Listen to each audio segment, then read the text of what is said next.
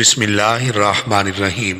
حضرت ام المؤمنین ام سلمہ رضی اللہ عنہا سے روایت ہے کہ حضور نبی اکرم نور مجسم صلی اللہ علیہ وآلہ وسلم جب صبح کی نماز سے سلام پھیرتے تو یہ دعا مانگتے تھے: اللہم انی اسألک علما نافعا ورزقا طیبا وعملا متقبلا۔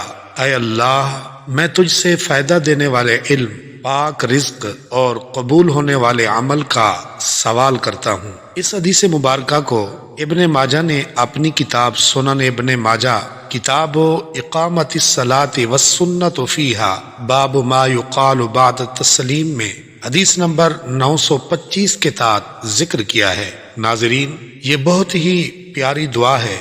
سنت سمجھتے ہوئے اس دعا کو پڑھنے کا معمول بنائیں۔ اللہ تعالی ہم سب کو اس مسنون دعا کی برکات نصیب فرمائے، آمین یا رب العالمین۔